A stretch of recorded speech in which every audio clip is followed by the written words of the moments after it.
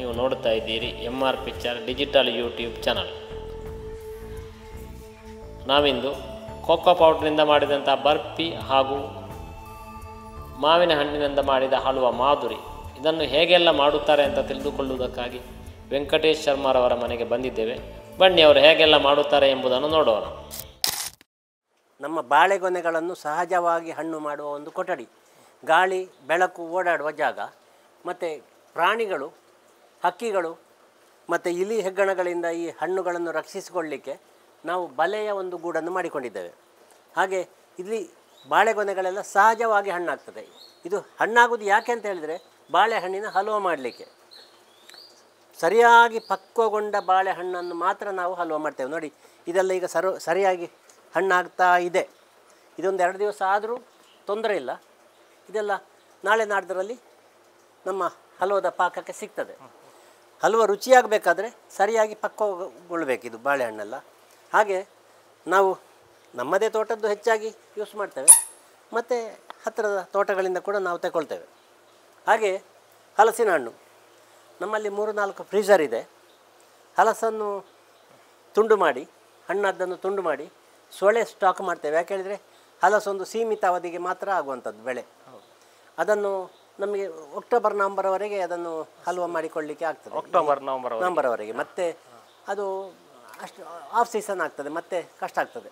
ಅದನ್ನು quality maintain ಮಾಡಲಿಕ್ಕೆ ಆಗೋದಿಲ್ಲ. ಹಾಗೆ ಈಗ ನಾವು ಇದರಲ್ಲಿ ಹಲಸಿನ ಹಣ್ಣು, ಇದರಲ್ಲಿ ಈಗ ಈ ಸಲದ ಬೆಳೆಯ ಡ್ರ್ಯಾಗನ್ ಫ್ರೂಟ್, ಮತ್ತು ಇದರಲ್ಲೆಲ್ಲ ಪಪ್ಪಾಯಿ ಪಲ್ಪ್ ಮಾಡಿ ಇಟ್ಟಿದ್ದೇವೆ. ಹಾಗೆ ಇದರಲ್ಲಿ ಈಗ ಬಾಳೆಹಣ್ಣೆ ಉಂಟು, ಹಲಸಿನ ಹಣ್ಣೆ ಉಂಟು, ಹಲಸಿನ ಹಣ್ಣು, ಡ್ರ್ಯಾಗನ್ ಫ್ರೂಟ್ ಎಲ್ಲ ಇದೆ. ಆದರೆ ಈಗ ಇನ್ನೂ ಇದೆಲ್ಲ ಮುಗಿದ ಮೇಲೆ, ಅಂದರೆ ನವಂಬರ್ ಡಿಸೆಂಬರಿಗಾಗೂ ನಾವು ಮತ್ತೆ ಬಾಳೆಹಣ್ಣನ್ನೇ ಸ್ಟಾಕ್ ಮಾಡ್ತೇವೆ. ಎಲ್ಲ ಬಾಳೆಹಣ್ಣು. ಹೌದು, ಹಲಸಿನ ಹಣ್ಣು ಆಗುವವರೆಗೆ ಬಾಳೆಹಣ್ಣು ನಮ್ಮ ಸಂಗ್ರಹದಲ್ಲಿ ಇರ್ತದೆ. ಈಗ ಇದೆಲ್ಲ ಫ್ರೋಝನ್ ಜಾಕ್ ಫ್ರೂಟ್ ಅಂತ, ಅಂದರೆ ಶೀತಲೀಕರಿಸಿದ ಹಲಸಿನ ಹಣ್ಣಿನ ಸೊಳೆಗಳು. ಇದನ್ನು 12 ಗಂಟೆಗಳ ಕಾಲ ನಾವು ಹೊರಗೆ ತೆಗೆದಿಟ್ಟ ಮೇಲೆ ಮಿಕ್ಸಿಗೆ ಹಾಕಲಿಕ್ಕೆ ಆಗ್ತದೆ. ಮಿಕ್ಸಿಗೆ ಹಾಕಿಕೊಂಡು ಬೇಯಿಸುವಂಥದ್ದು. ಈಗ ಇದು ಬೆಳಿಗ್ಗೆ ತೆಗೆದಿಟ್ಟದ್ದು, ಬೆಳಿಗ್ಗೆ ಕಟ್ ಮಾಡಿ ಅಲ್ಲ, ಸಿಪ್ಪೆ ಎಲ್ಲ ಕಟ್ ನಿನ್ನೆ ಮಾಡಿದ್ದು, ಬೆಳಿಗ್ಗೆ ಫ್ರೀಝರ್ನಲ್ಲಿ ಹಾಕಿ, ಅಲ್ಲ ಫ್ರೀಝರಿಂದ ತೆಗೆದಿಟ್ಟದ್ದು. ಈಗ ಇದನ್ನೀಗ ಮಿಕ್ಸಿಗೆ ಹಾಕಿ ತೂಕ ಮಾಡಿದ್ದೇವೆ. ಸುಮಾರು 20 kg ಅಷ್ಟು ಉಂಟು. ಅಂದರೆ ತೂಕ ಇಲ್ಲದೆ ನಾವು ಯಾವ ಹಣ್ಣುಗಳನ್ನು ಹಲುವ ಮಾಡಿಲ್ಲ. ಅದಕ್ಕೆ ಆ ಪ್ರಕಾರ ತುಪ್ಪ, ಸಕ್ಕರೆ, ಗೇರು ಬೀಜ ಎಲ್ಲ ಹಾಕಬೇಕಾಗ್ತದೆ. ಹಾಗಾಗಿ ಪ್ರತಿಯೊಂದನ್ನು ತೂಕದ ಮೂಲಕವೇ ಉಪಯೋಗ ಮಾಡ್ತೇವೆ. ಇದಕ್ಕಾಗಿ ಸ್ವಲ್ಪ ಹೆಚ್ಚು ವಾಟ್ಸಿನ ಮಿಕ್ಸಿ ತಗೊಂಡಿದ್ದೇವೆ. ಇದು ನಮ್ಮ ಮನೆ ಉಪಯೋಗಕ್ಕೆ ಬೇಕಾಗುವುದಿಲ್ಲ. ಇದು ಸ್ವಲ್ಪ ಹೆವಿ ಡ್ಯೂಟಿ, ರಪ್ಪ ನಿನ್ನಾಗೆ ಮಾಡಿ ಕೊಡ್ತದೆ. ಹೌದು.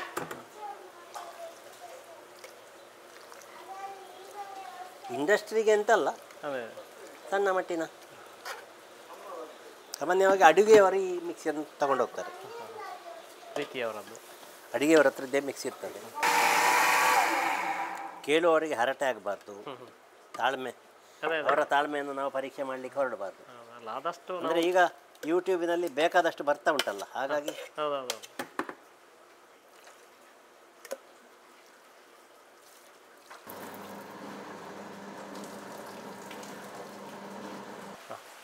ಇದರಲ್ಲಿ ಒಂದು ಸಂಗತಿ ಆಗ್ತದೆ. ಈಗ ಅದರಿಂದ ನಂತರ ಇದನ್ನು ಮಾಡಿದರೆ ಒಳ್ಳೆಯದು. ಆದರೆ ನಾವೀಗ ಇದನ್ನು ಮೊದಲು ಮಾಡಬೇಕಾಗ್ತದೆ. ಯಾಕೆಂದರೆ ಅದು ಅಲ್ಲಿ ಪಲ್ಪ್ ಮಾಡಿ ಆಗಲಿಲ್ಲ. ಇದಕ್ಕೆ ರೆಡಿ ಉಂಟು. ಸಕ್ಕರೆ, ಇದು ತುಪ್ಪ ಮತ್ತು ಬೆಲ್ಲ, ಕೊಕ್ಕೋ ಪೌಡರ್, ತೆಂಗಿನಕಾಯಿ ಎಲ್ಲ ರೆಡಿಯಾಗಿದೆ. ಎಲ್ಲವನ್ನು ಇದರಲ್ಲಿ ಹಾಕಿ ಮಿಕ್ಸ್ ಮಾಡೋದು. ಮಿಕ್ಸ್ ಮಾಡೋದು ಅಂದರೆ ಕುದಿಸೋದು, ಬೇಯಿಸೋದು ಅಂತ ಹೇಳ್ಬೋದು. ಪಾಕ ರೆಡಿ ಹೀಟ್ ಮಾಡಿ ಇಟ್ಟುಗಳು. ಈಗ ಮೊದಲಿಗೆ ಸಕ್ಕರೆ ಮತ್ತು ಬೆಲ್ಲ ಹಾಕಿ ನೀರು ಹಾಕೋದು. ಈಗ ಬೆಂಕಿ ಹಾಕೋದು. ಬೆಂಕಿ ಹಾಕಿದ ಕೂಡಲೇ ಅದು ಕುದೀತದೆ.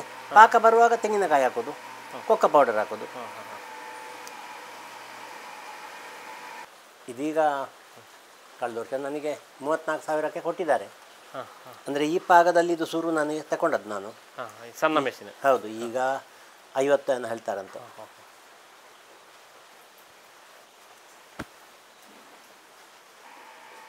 ಇವತ್ತು ನಮಗೆ ಕೊಕ್ಕೋ ಬರ್ಫಿ, ತೆಂಗಿನಕಾಯಿ ಹಾಕಿದ ಕೊಕ್ಕೋ ಪೌಡರ್ ಹಾಕಿದ ಬರ್ಫಿ ಮಾಡಲಿಕ್ಕಿದೆ. ಅದಕ್ಕೆ ಅದು ಬರೀ 5 ಕಿಲೋ ಆರ್ಡ್ರ್ ಇರೋದು. ಅದನ್ನು ದೊಡ್ಡ ಮೆಷಿನ್ ಸ್ವಲ್ಪ ದೊಡ್ಡದಾಗ್ತದೆ ಅದಕ್ಕೆ. ಹಾಗೆ ನಮ್ಮ ಹತ್ರ ಇನ್ನೊಂದು ಸಣ್ಣ ಮೆಷಿನ್ ಇದೆ ಹಲ್ವ ಮಾಡುವಂಥದ್ದು. ಹಲ್ವ, ಪಾಯಸ, ಬೆರಟಿ ಮತ್ತು ಈಗ ಬರ್ಫಿ, ತೆಂಗಿನಕಾಯಿ ಬರ್ಫಿ ಎಲ್ಲ ಮಾಡಲಿಕ್ಕೆ ಆಗ್ತದೆ ಇದರಲ್ಲಿ. ಅದರ ಹಾಗೆ ವರ್ಕ್ ಮಾಡೋದು ಇದು ಕೂಡ. ಇದು ಸಣ್ಣದು, ಇದು ಸಣ್ಣದು, ಸ್ವಲ್ಪ ಖರ್ಚು ಕಡಿಮೆ ಇದಕ್ಕೆ. ಒಂದು ಬರ್ನರು ಮತ್ತು ಕರೆಂಟ್ ಮೋಟ್ರ್ ಸಣ್ಣದು. ಹಾಗೆ ಇದರಲ್ಲಿ ಇವತ್ತು 5 ಕಿಲೋದಷ್ಟು ಕೊಕ್ಕೋ ಬರ್ಫಿಯನ್ನು ನಾವು ಮಾಡ್ತಾ ಇದ್ದೇವೆ. ಅದಕ್ಕೆ ಪೂರ್ವಭಾವಿಯಾಗಿ ನಾವೀಗ ಸಕ್ಕರೆ ಮತ್ತು ಬೆಲ್ಲ ಎರಡನ್ನು ಸೇರಿಸ್ತೇವೆ. ಸಕ್ಕರೆ ಮತ್ತು ಬೆಲ್ಲದ ಪಾಕ ಬರಲಿಕ್ಕೆ ನಾವೀಗ ಇದಕ್ಕೆ ನೀರು ಹಾಕಿಕೊಂಡು ಪ್ರಾರಂಭ ಮಾಡುವ.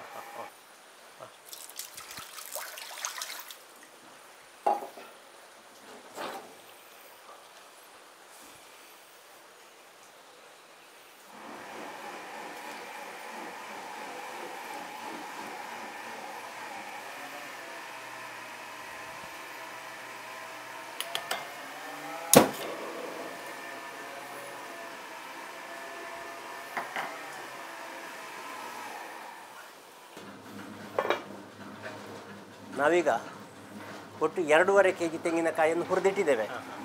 ಅದಕ್ಕೆ ಒಂದು 3 kgಯಷ್ಟು ಬೆಲ್ಲ, ಅಂದರೆ ಕಸ ಕಡ್ಡಿಗಳಿಲ್ಲದ, ಹುಳ ಹುಪ್ಪಟೆಗಳಿಲ್ಲದ ಪುಡಿ ಬೆಲ್ಲ. ಸಾವಯವ ಅಂತ ಹೇಳ್ತಾರೆ, ಅದಕ್ಕೇನು ಮಾನದಂಡ ಇಲ್ಲ. ಆದರೆ ನಾವು ಇದನ್ನು ಉಪಯೋಗ ಮಾಡ್ತಾ ಇದ್ದೇವೆ.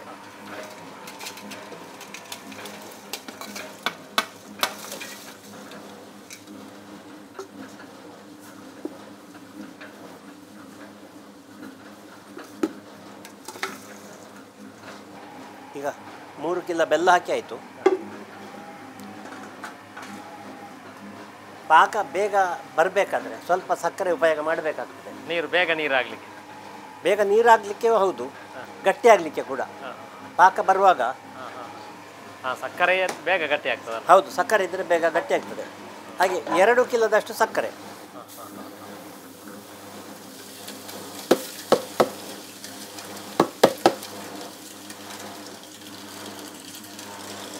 ತೆಂಗಿನಕಾಯಿಯ ಡಬಲ್ ಸಕ್ಕರೆ ಲೆಕ್ಕ ಅಲ್ಲ? ಡಬ್ಬಲ್ ಟೋಟಲ್ ಬೆಲ್ಲ ಮತ್ತು ಸಕ್ಕರೆ 5 ಕಿಲೋ ಆಗ್ತದೆ. 5 ಕಿಲೋ ತೆಂಗಿನಕಾಯಿ ಮತ್ತೆ ಈಗ ಇನ್ನು 3 ಕಿಲೋ ಆಗ್ತದೆ. ಇದು ನೋಡಿ, ಇದು ಕೊಕ್ಕೋ ಪೌಡರ್. ಇದು ಕಲರ್ ಡಾರ್ಕ್ ಬ್ರೌನ್ ಆಗ್ತದೆ ಒದ್ದೆ ಆದರೆ ಇದೀಗ ಒಣಗಿದ ಡ್ರೈ ಪೌಡರ್. ಈಗ ನಮ್ಮ ಹಾಲಿನ ಹುಡಿ ಎಲ್ಲ ಇರ್ತದಲ್ಲ, ಅದೇ ಟೈಪ್ ಬರುದು. ಇದು ಭಾಳ ಒಳ್ಳೆ ಪ್ಯಾಕ್ ಕಳಿಸಿದ್ದಾರೆ. ಇದು 1/4 kg 2 ಪ್ಯಾಕ್. ಅಂದರೆ ನಾವು ಇಷ್ಟಕ್ಕೆ 2.5 kg ತೆಂಗಿನಕಾಯಿಗೆ 500 ಗ್ರಾಮ್ಸು ಕೊಕ್ಕೋ ಪೌಡರ್ ಹಾಕ್ತೇವೆ. ಅಂದರೆ 3 kg.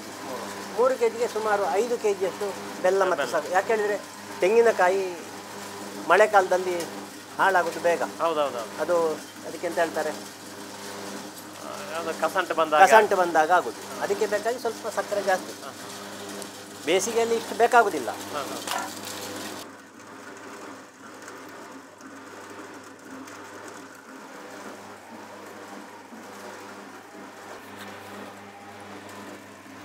ತೆಂಗಿನಕಾಯಿ ಪೌಡರ್ ಅಂತ ಹೇಳಿದಲ್ಲ, ಇದು ನಮ್ಮಲ್ಲಿದ್ದ ತೆಂಗಿನಕಾಯಿ ಹುರಿದು ಇಟ್ಟುಕೊಂಡದ್ದು. ಅಂದರೆ ಅದರ ತೇವವನ್ನು ಸಾಧ್ಯ ಆದಷ್ಟು ತೆಗೆಯುವುದು, ಅಂದರೆ ಕಸಂಟು ಬರೋದಕ್ಕೆ. ಅದಕ್ಕೆ ಬೇಕಾಗಿ ಈಗ ಇದನ್ನು ಚೆನ್ನಾಗಿ ಹುರಿದಿದೆ, ಸ್ವಲ್ಪ ಕೆಂಪು ಕಲರ್ ಬಂದಿದೆ. ಇಲ್ಲದಿದ್ದರೆ ಮಳೆಗಾಲದಲ್ಲಿ ತೇವ ಬರೋದು ಜಾಸ್ತಿ. ಒಂದು 15 ದಿನ ಉಳಿಬೇಕಲ್ಲ, ಮಾಡಿದ ಒಂದು ಸ್ವೀಟ್ ಉಳಿಯದಿದ್ದರೆ ಅದು ವೇಸ್ಟ್ ಆಗ್ತದೆ. ಹಾಗೆ ಇನ್ನು ಅದು ಸುಮಾರು ನೀರಾಗಿ ಪಾಕ ಕುದಿಲಿಕ್ಕೆ ಶುರು ಆಗುವಾಗ ಇದನ್ನು ಮತ್ತು ಕೊಕ್ಕೋ ಪೌಡರ್ ಹಾಕೋದು, ಮತ್ತು ತುಪ್ಪ, ಮತ್ತೆ ಪಾಕ ಆದಾಗ ತೆಗೆಯುವುದೇ.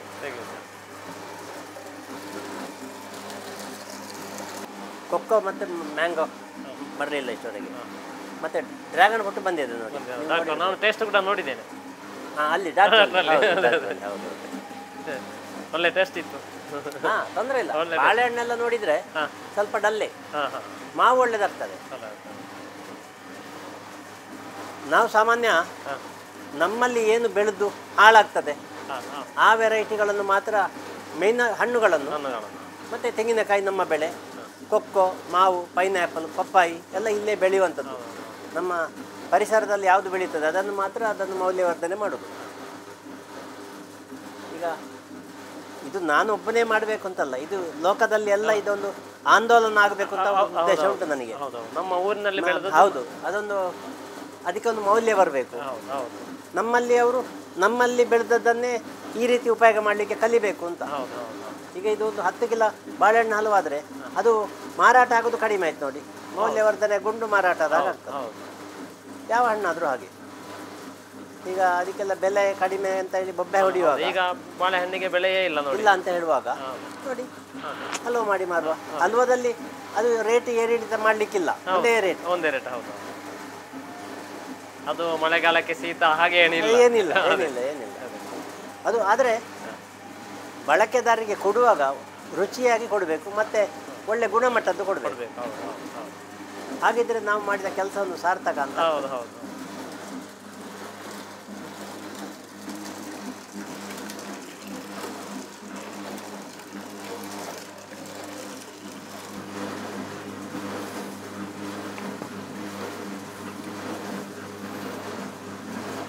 ಮಾವಿನ ಹಣ್ಣಿನ ಪಲ್ಪ್ ಈಗ ಸುಮಾರು 20 ಕಿಲೋ. 20 ಕಿಲೋದ್ದು ಈಗ 10 ಕಿಲೋ ಹಾಕಿದೆ, ಇನ್ನೊಂದು 10 ಕಿಲೋ ಬರ್ಲಿಕ್ಕೆ ಉಂಟು.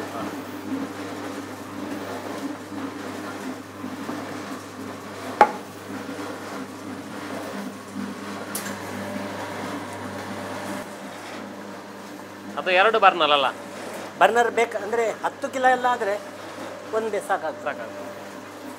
ಬರ್ನರ್ನಲ್ಲಿ ಬೆಂಕಿ ಉಗ್ರದಲ್ಲಿ ಕೊಂಡೋಗ್ಲಿಕ್ಕಿಲ್ಲ, ಅದಾ ಬೆಂಕಿ.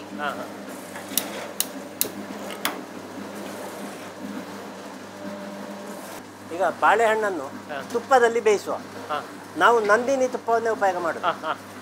ಕರ್ನಾಟಕದ ಬ್ರ್ಯಾಂಡ್ ಉಂಟಲ್ಲ ನಂದಿನಿ. ಇದು ಬಾಳೆಹಣ್ಣಲ್ಲ, ಮಾವಿನ ಹಣ್ಣು. ಮಾವಿನ ಹಣ್ಣು. ಮಾವಿನ ಹಣ್ಣು. ಈಗ ಈ ನಂದಿನಿ ತುಪ್ಪ ಉಪಯೋಗ ಮಾಡಿ. ನಂದಿನಿ ತುಪ್ಪ ಒಳ್ಳೇದು ಬರ್ತಲ್ಲ ಸರ್? ಒಳ್ಳೇದು. ಮತ್ತೆ ಇಲ್ಲಿ ಇಟ್ಟು ಬಿಟ್ರೆ ಅದು ಇಳಿತಾ ಇರ್ತದೆ ಅದರಿಂದ ಬಿಸಿಯಾಗಿ.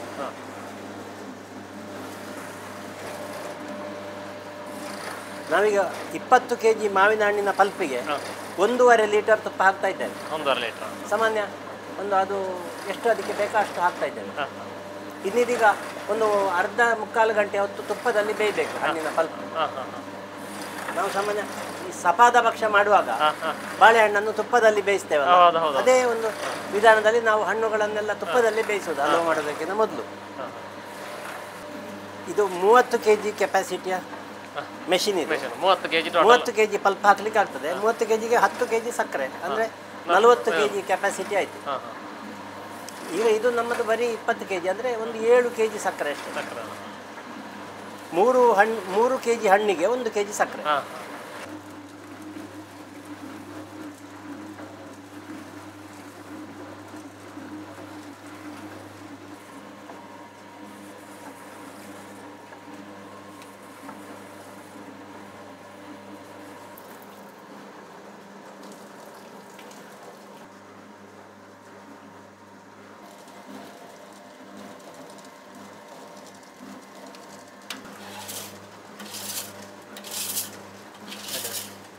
ಈಗ ಇದು ಲೈಟ್ ಬ್ರೌನ್ ಇರ್ತದೆ, ಆದರೆ ನೀರಿನ ತೇವ ತಾಗಿದ ಕೂಡಲೇ ಡಾರ್ಕ್ ಬ್ರೌನ್ ಆಗ್ತದೆ.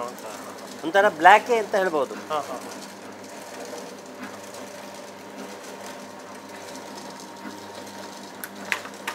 ಇದು ಕೊಕ್ಕೋ ಪೌಡರ್.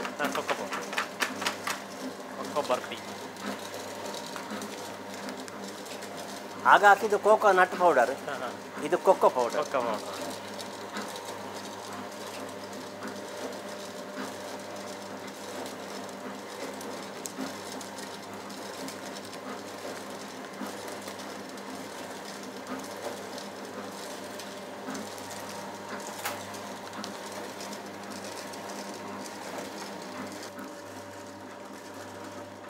ಒಂದು ಮರದ ಟ್ರೇ ಮತ್ತು ಒಂದು ಸ್ಟೀಲ್ ಟ್ರೇ. ಟ್ರೇಗಳಿಗೆ ಈ ಬರ್ಫಿ ಅಂಟಿಕೊಳ್ಳೋದಾಗೆ ನಾವು ಪಾರ್ಚ್ಮೆಂಟ್ ಪೇಪರ್ ಅಂತೇಳಿ ಹಾಕೋದುಂಟು. ಇಲ್ಲದಿದ್ದರೆ ಅದರಿಂದ ಮತ್ತೆ ಅದು ಬಿಡುವುದಿಲ್ಲ. ಅದಕ್ಕೆ ಈಗ ಪಾರ್ಚ್ಮೆಂಟ್ ಪೇಪರನ್ನು ಕಟ್ ಮಾಡಿ ರೆಡಿ ಮಾಡಿ ಇಟ್ಟುಕೊಳ್ಳುವ.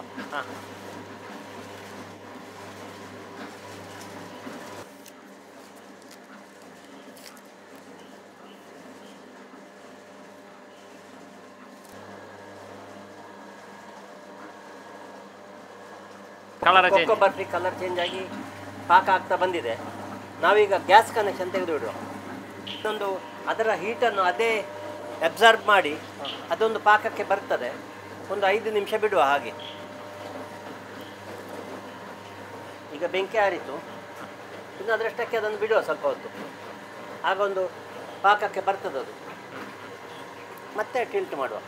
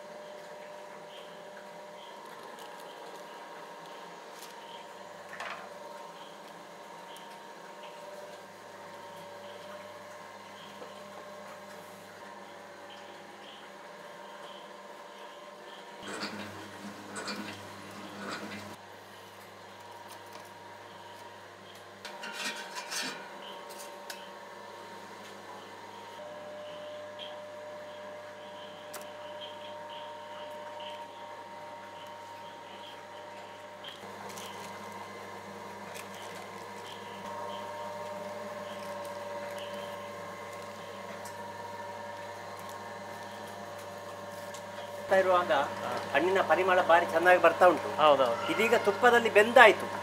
ಈಗ ನಾವು ಈ ತುಪ್ಪದ ಪ್ಯಾಕೆಟ್ಗಳನ್ನೆಲ್ಲ ಖಾಲಿ ಮಾಡುವ. ಇದಿನ್ನಿಲ್ಲಿ ಅಗತ್ಯ ಇಲ್ಲ. ಈಗ ಸುಮಾರು 3/4 ಗಂಟೆ ಆಯಿತು. ಇನ್ನು ಸಕ್ಕರೆ ಹಾಕುವ. ಈಗ ಒಂದು 20 kg ಪಲ್ಪಿತ್ತು, ಹಾಗೊಂದು 7 kg ಸಕ್ಕರೆ ಹಾಕಿಕೊಳ್ಳುವ.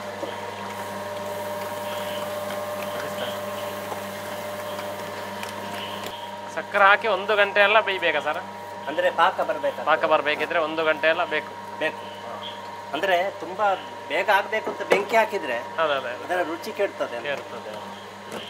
ಅದು ನಮ್ಮ ಹಲ್ವಾದ ಆ ಸಕ್ಸಸ್ಸಿಗೆ ಕಾರಣವೇ ಅದೇ. ಯಾವುದು ಎಲ್ಲರ ಹಾಗೆ ಅಲ್ಲ, ಸ್ವಲ್ಪ ಚೇಂಜ್.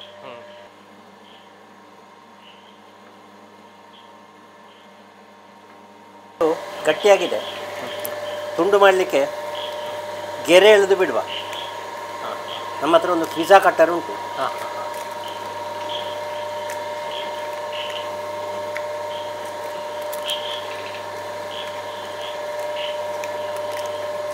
ಇದು 1 ಇಂಚಿನ ಪೀಸ್ಗಳು, 1 ಇಂಚಿನ ಮರದ ಹಲಿಗೆ ರೀಪು. ಆ ಪ್ರಕಾರ ಮಾಡಿದರೆ ಪೀಸ್ ಚೌಕಾಕಾರವಾಗಿ ಚೆಂದ ಆಗ್ತದೆ.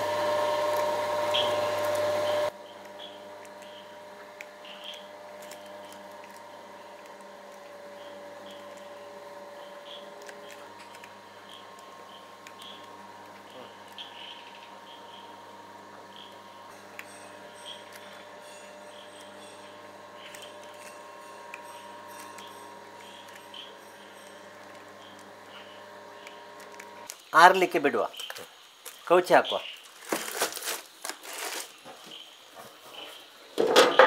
ನೋಡಿ, ಈ ನಾವು ಪಾರ್ಚಮೆಂಟ್ ಪೇಪರ್ ಏನು ಹಾಕಿದ್ದೇವೆ ಅದು ಸ್ವಲ್ಪ ಡ್ಯಾಮೇಜ್ ಆಗಲಿಲ್ಲ. ಇದು ಇನ್ನೊಮ್ಮೆಗೆ ಉಪಯೋಗಕ್ಕೆ ಸಿಗ್ತದೆ. ಅದು ಕಾಸ್ಟ್ಲಿ ಕೂಡ. ಹಾಗಾಗಿ ಅದನ್ನು ಬಿಸಾಡಬೇಕಾದ ಅಗತ್ಯ ಇಲ್ಲ, ಇನ್ನೊಮ್ಮೆ ಉಪಯೋಗ ಮಾಡ್ಬೋದು. ಈಗ ಒಳ್ಳೆ ಚಾಕ್ಲೇಟ್ ಕಲರ್ ಬಂದಿದೆ. ಇನ್ನೊಂದು ಸ್ವಲ್ಪ ಹೊತ್ತಿನಲ್ಲಿ ಇದನ್ನು ತುಂಡು ಮಾಡಿ ಬಾಕ್ಸಿಗೆ ತುಂಬಿಸಲಿಕ್ಕೆ ಆಗ್ತದೆ.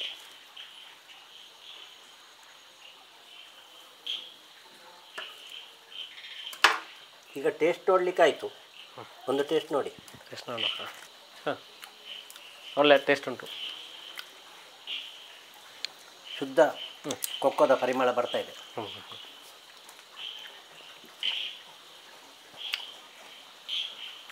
ಕೊಕ್ಕೋ ಐಟಮ್ಗಳನ್ನು ತಿಂದರೆ ಒಂದು ಅಡಿಕ್ಟ್ ಆಗುವ ಸಾಧ್ಯತೆಗಳುಂಟು. ಅಂದರೆ ಕೊಕ್ಕೋಗೆ ಆ ತಾಕತ್ತುಂಟು. ಒಂದು ತುಂಡು ತಿಂದರೆ ಇನ್ನೊಂದು ತುಂಡು ತಿನ್ನುವಂತ ಮಾಡಿಬಿಡ್ತದೆ ಅದು. ನೋಡುವಾಗ ಅಂಗಡಿಯಲ್ಲಿರುವ ಪೀಸಿನ ಹಾಗೆ, ಆದರೆ ಸಂಗತಿ ಟೇಸ್ಟ್ ಎಲ್ಲ ವ್ಯತ್ಯಾಸ. ತಿಂದವನಿಗೆ ಮಾತ್ರ ಗೊತ್ತು. ಅದೇ ನೋಡಿದವನೇ ಗೊತ್ತಾಗಲಿಕ್ಕಿಲ್ಲ.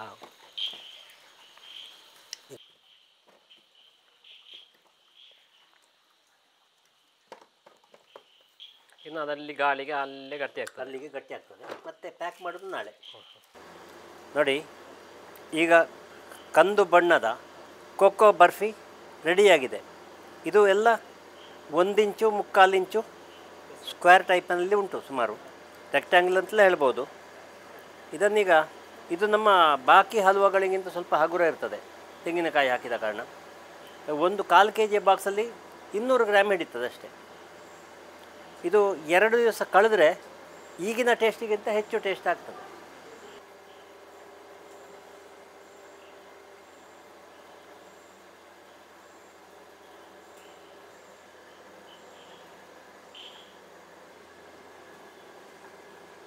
ಈಗ ಮಾವಿನ ಹಣ್ಣಿನ ಹಲ್ವಕ್ಕೆ ರುಚಿಯನ್ನು ಇನ್ನೂ ಹೆಚ್ಚು ಮಾಡಲಿಕ್ಕೆ ಮತ್ತು ಜಗಿವಾಗ ಹಲ್ಲುಗಳಿಗೆ ಇನ್ನೊಂದು ಎಫೆಕ್ಟ್ ಕೊಡಲಿಕ್ಕೆ ನಾವೀಗ ತುಂಡು ಮಾಡಿದ ಗೇರು ಬೀಜ ಹುರಿದದ್ದನ್ನು ಹಾಕ್ತಾ ಇದ್ದೇವೆ.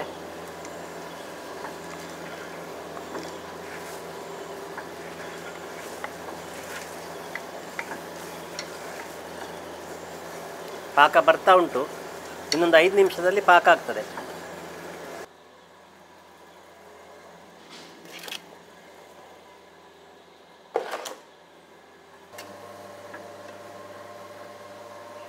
ಪಾಕ ಆದ ಲಕ್ಷಣ, ಇದು ಗಟ್ಟಿಯಾಯಿತು.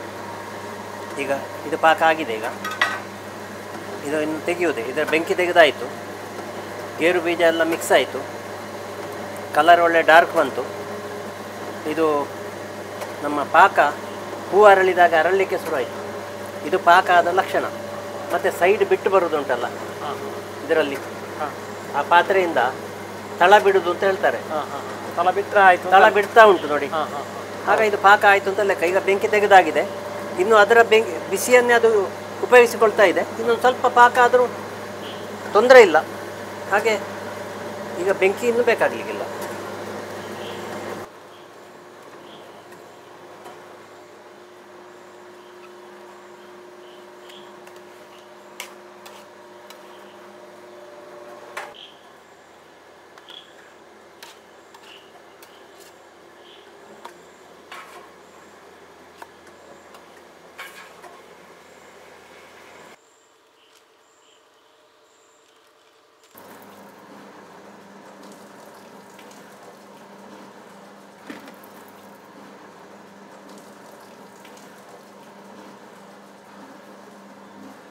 ಸ್ವಲ್ಪ ಟಂಟಿನವರಾಗೆ ಏಲಕ್ಕಿ ಹಾಕುವ ಸಂಗತಿ ಇಲ್ಲ.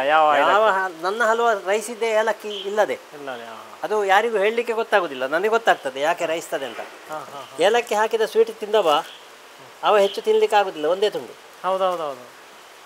ಹಾಗಾಗಿ ಅಡಿಗೆಯವರ ಕೈಯಲ್ಲಿ ಏಲಕ್ಕಿ ಕೊಡಲೇಬೇಡಿ. ಪಾಕ ಅದನ್ನು ಟ್ರೇಗೆ ಹಾಕಿದ ಮೇಲೆ ಎಲ್ಲ ತುಂಡುಗಳು ಒಂದೇ ಲೆಕ್ಕ ತುಂಡಾಗಲಿಕ್ಕೆ, ಅಂದರೆ ಅದರ ಗಾತ್ರ ಒಂದೇ ಲೆಕ್ಕ ಬರಲಿಕ್ಕೆ ಈ ಟ್ರೇಗೆ ಸರಿಯಾಗಿ ನಾನು ಲೆವೆಲ್ ಮಾಡ್ತಾ ಇದ್ದೇನೆ. ಪಾಕ ಬಹಳ ಸರಿಯಾಗಿ ಬಂದಿದೆ. ಗೇರು ಬೀಜ ಈ ಹಲ್ವವನ್ನು ಚೆಂದ ಮಾಡ್ತಾ ಇದೆ. ಅಲಂಕಾರ, ಗೇರು ಬೀಜ ಒಂದು ರೀತಿಯಲ್ಲಿ ಅಲಂಕಾರ ಯಾವುದಕ್ಕೆ, ಹಲ್ವ ಅಲಂಕಾರವು ಟೇಸ್ಟ್ ಎರಡೂ ಆಯಿತು. ಹಾಗೆ ಈ ಟ್ರೇ ಇನ್ನು ಒಂದು 4-5 ಗಂಟೆ ತಣ್ಣದ ಮೇಲೆ ಇದನ್ನು ಕಟ್ ಮಾಡಿ ಬಾಕ್ಸ್ನೊಳಗೆ ಹಾಕೋದು. ಇಲ್ಲದಿದ್ದರೆ ಅದು ಸಕ್ಕರೆ ಹಾಕಿದ್ದಲ್ವ, ವಾತಾವರಣದ ತೇವವನ್ನು ಹೀರಿಕೊಂಡು ಮೆತ್ತಗಾಗಲಿಕ್ಕೆ ಶುರುವಾಗ್ತದೆ. ಅದಕ್ಕೆ ಈಗ ಬಿಸಿ ಇರುವಾಗ ತೊಂದರೆ ಇಲ್ಲ, ತಣ್ಣದ ಕೂಡಲೇ ಬಾಕ್ಸಿಗೆ, ಏರ್ ಟೈಟ್ ಬಾಕ್ಸಿಗೆ ಬೀಳಲೇಬೇಕು.